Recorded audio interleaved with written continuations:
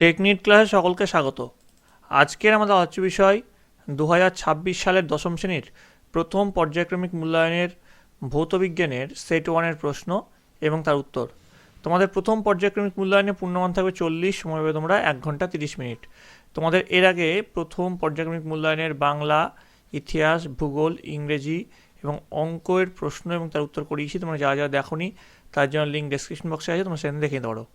তাহলে দেখে নেওয়া যাক তোমাদের আজকের প্রশ্নোত্তর পর্বটি। প্রথম যে চ্যাপ্টার রয়েছে পরিবেশের জন্য ভাবনা, তারপরের চ্যাপ্টার গ্যাসের আচরণ, তারপরের চ্যাপ্টার রাসায়নিক গণনা, পরের চ্যাপ্টার পর্যায় সারণী এবং মৌলদের ধর্মের পর্যায়বৃত্ততা, তারপরের চ্যাপ্টার যেটা রয়েছে সেটা হচ্ছে আয়নীয় ও সমযোজী বন্ধন। তোমাদের এই ভিডিওতে চ্যাপ্টার ওয়াইজ কী টাইপের কোন প্রশ্ন আসতে পারে সেইটা দেখানো হয়েছে। অর্থাৎ এই ভিডিওতে কিন্তু তোমরা প্রত্যেকটা চ্যাপ্টার ওয়াইজ প্রশ্ন তোমরা পেতে চলেছো। তার জন্য তোমরা মন দিয়ে ভিডিওটা সম্পূর্ণ দেখো। যারা চ্যানেলে নতুন আছো তারা অবশ্যই চ্যানেলটিকে সাবস্ক্রাইব করে নাও।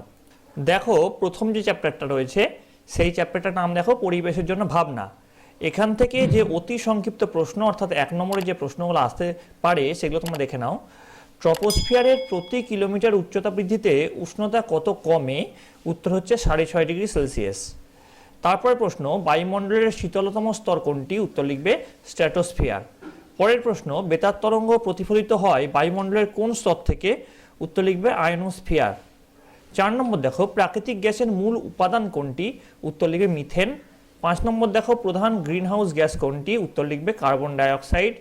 6 নম্বর দেখো, ওজোন স্তর ধ্বংসের জন্য দায়ী পদার্থ কোনটি? উত্তর লিখবে ক্লোরোফ্লুরোকার্বন অর্থাৎ সিএফসি। 7 নম্বর দেখো, জেট বিমানগুলি চলাচল করে বায়ুমণ্ডলের কোন স্তর থেকে? উত্তর লিখবে স্ট্র্যাটোস্ফিয়ার। 8 নম্বর, একটি মিথোজেনিক ব্যাকটেরিয়ার উদাহরণ দাও। উত্তর লিখবে তোমরা মিথানোকক্কাস এবং মিথানোব্যাকটেরিয়াম। 10 নম্বর দেখো, একটি অপুনর্নবীকরণযোগ্য শক্তির উৎসের উদাহরণ দাও। উত্তর লিখবে পেট্রোলিয়াম শক্তি। 11 নম্বর, মেরুজ্যোতি উৎপন্ন হয় বায়ুমণ্ডলের কোন স্তরে? উত্তর লিখবে আয়নোস্ফিয়ার। 12 নম্বর, ফায়ারি আইস কাকে বলা হয়? উত্তর লিখবে মিথেন হাইড্রেটকে ফায়ারি আইস বলা হয়। এবার দেখো, তোমাদের 2 অথবা 3 নম্বরের কিছু প্রশ্ন তোমাদেরকে দেওয়া হচ্ছে। এই প্রশ্নের উত্তরগুলি যদি তোমাদের দরকার হয় তোমরা অবশ্যই কমেন্ট বক্সে লিখে জানাবে। আমি তোমাদের জন্য সেপারেট চ্যাপ্টার ওয়াইজ ভিডিও আনবো এই প্রশ্ন এবং তার উত্তরগুলোকে নিয়ে। তো প্রশ্নগুলো তোমরা দেখে নাও। স্ট্র্যাটোস্ফিয়ারকে শান্তমণ্ডল বলা হয় কেন? 2, বায়ুতে পরিচলন স্রোত কীভাবে সৃষ্টি হয়? 3, ওজোন গহ্বর কি? 4, গ্রিনহাউস প্রভাব কি অর্থাৎ গ্রিনহাউস এফেক্ট কি? 5, জীবাশ্ম জ্বালানি বলতে কী বোঝো? 6, বায়োফুয়েল বলতে কী বোঝো? 7, বিশ্ব উষ্ণায়নের ক্ষতিকর প্রভাবগুলি আলোচনা করো। 8, জ্বালানির তাপন মূল্য বলতে কী বোঝো? 9, বিশ্ব উষ্ণায়ন বলতে কী বোঝো? তো এই হচ্ছে তোমার 2 অথবা 3 নম্বরের প্রশ্ন। হ্যাঁ, তো এর উত্তরগুলি যদি দরকার হয় তাহলে অবশ্যই কিন্তু কমেন্টে জানাবে। এরপরে যে চ্যাপ্টারটা আছে দেখো গ্যাসের আচরণ। এখানে যে 1 নম্বরের প্রশ্নগুলো আছে সেগুলো নিয়ে আমরা আগে আলোচনা করে নিচ্ছি। দেখো, বয়েলের সূত্রের ধ্রুবকগুলি কি কি? তো উত্তর লিখবে গ্যাসের ভর ও গ্যাসের উষ্ণতা। পরের প্রশ্ন, চার্লসের সূত্রের ধ্রুবকগুলি কি কি? উত্তর লিখবে গ্যাসের ভর ও গ্যাসের চাপ।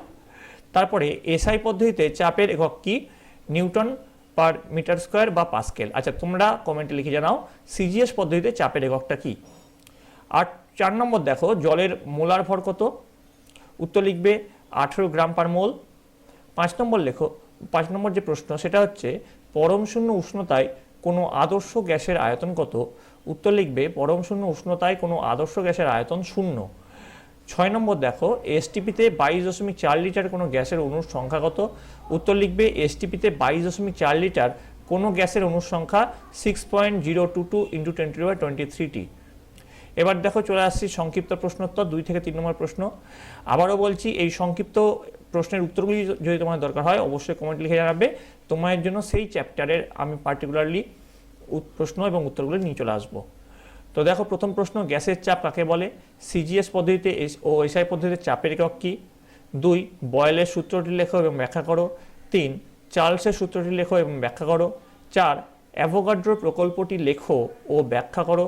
5, আদর্শ গ্যাস হওয়ার স্বীকার্যগুলি লেখো। 6, গে লুসাকের গ্যাস আয়তন সূত্রটি লেখো। 7, সর্বজনীন গ্যাস ধ্রুবক কাকে বলে? তো এই প্রশ্নগুলো কিন্তু তোমাদের পরীক্ষার জন্য খুব খুব ইম্পর্টেন্ট, একটা প্রশ্ন কিন্তু তোমাদের ছাড়া যাবে না এখান থেকে। এগুলো কিন্তু সবকটাই ভালো করে মুখস্থ করে খাতায় লিখে প্র্যাকটিস করতে হবে, দেখবে এর বাইরে থেকে প্রশ্ন আসার সম্ভাবনা কিন্তু খুবই কম। এছাড়াও কিন্তু তোমাদের বইটা তোমরা কিন্তু খুঁটিয়ে পড়বে। চলে আসছি পরের চ্যাপ্টার, রাসায়নিক গণনা। দেখো এখান থেকে যে 1 নম্বর প্রশ্নগুলি আসতে চলেছে সেগুলো তোমরা দেখো।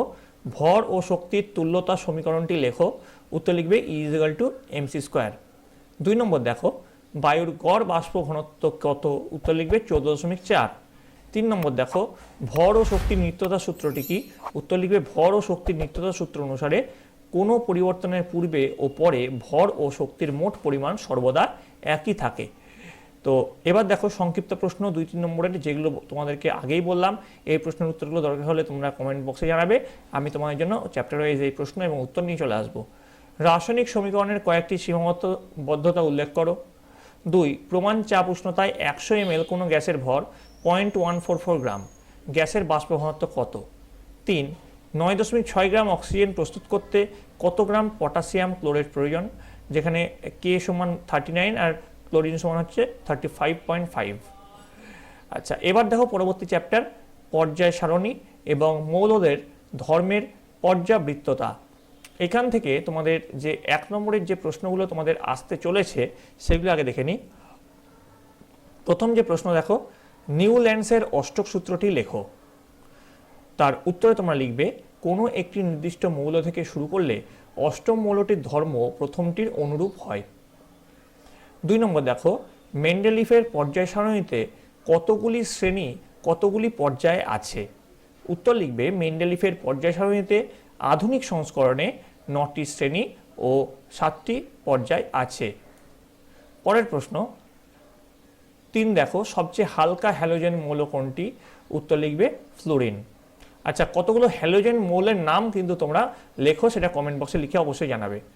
4 নম্বর দেখো, বিরল মৃত্তিকা মৌলগুলি পর্যায় সারণীর কোন পর্যায়ে অবস্থিত, উত্তর লিখবে 6ষ্ঠ পর্যায়ে। 5 নম্বর দেখো, অ্যাক্টিনাইড মৌলগুলির পর্যায় সারণীতে কোন পর্যায়ে অবস্থিত, উত্তর লিখবে 7ম পর্যায়ে। 6 নম্বর দেখো, মেন্ডেলিফের পর্যায় সারণীতে ক্ষার ধাতুগুলি কোন গ্রুপে অবস্থিত, অ্যান্সার লিখবে 1A নম্বর গ্রুপে। এবার দেখো 2-3 নম্বরের এই চ্যাপ্টার থেকে কি প্রশ্ন আসতে পারে। পর্যায় সারণীর ত্রুটিগুলো উল্লেখ করো, এই প্রশ্নটা কিন্তু তোমাদের জন্য খুব ইম্পর্টেন্ট, অবশ্যই করবে। 2, ক্ষার ধাতু কোনগুলি, এদের এরূপ নামকরণ করা হয়েছে কেন। তারপর প্রশ্ন, সন্ধিগত মৌলের 3টি বৈশিষ্ট্য লেখো। 4 নম্বর দেখো, মুদ্রা ধাতু কাকে বলে, আবারও বলছি এটাও খুব ইম্পর্টেন্ট, এরা পর্যায় সারণীর কোথায় অবস্থিত। 5 নম্বর, নিষ্ক্রিয় মৌল বলতে কি বোঝো, উদাহরণ দাও। 6, হাইড্রোজেনকে দুষ্ট মৌল বলা হয় কেন। 7, ডোবেরিনারের ত্রয়ী সূত্রটি কি।